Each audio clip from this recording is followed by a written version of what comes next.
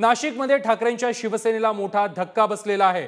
माजी मंत्री बबन घोलप ठाकरेंची साथ सोडणार असल्याची माहिती मिळते।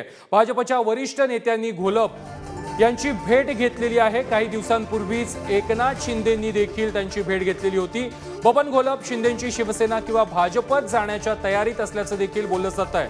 5 वेळा नाशिकच्या देवळाली मतदारसंघाचं बबन घोलप यांनी नेतृत्व केलेलं होतं आणि आता ते ठाकरेंची साथ सोडणार असल्याची माहिती समोर येते आहे। या संदर्भात अधिक माहिती देत आहेत आमचे प्रतिनिधी किरण तजने। किरण, नाशिकमध्ये ठाकरेंच्या शिवसेनेला मोठा धक्का मानला जातोय। माजी मंत्री बबन घोलप हे ठाकरेंची साथ सोडणार असल्याची माहिती समोर येते आहे।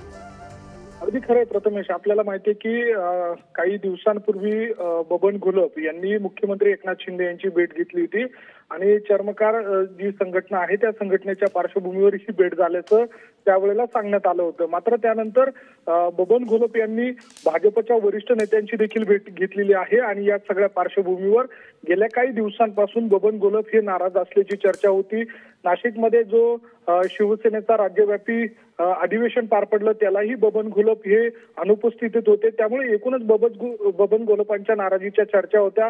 मागील काळात जर बघितलं तर त्यांचं उपनेतेपद हे देखील काढून घेण्यात आलं होतं आणि त्या सगळ्या पार्श्वभूमीवर त्यांनी पत्रकार परिषद घेऊन उघड नाराजी व्यक्त केली होती आणि त्या सगळ्या पार्श्वभूमीवर त्यांचे पुत्र जरी ठाकरेंच्या शिवसेनेत असले तरी बबन घोलप हे ठाकरेंची साथ सोडणार असल्याची माहिती आपल्याला मिळते आणि त्या सगळ्या पार्श्वभूमीवर पुढील आठवड्यामध्ये बबन घोलपांचा भाजप किंवा एकनाथ शिंदेच्या पक्षामध्ये प्रवेश होण्याची शक्यता आहे।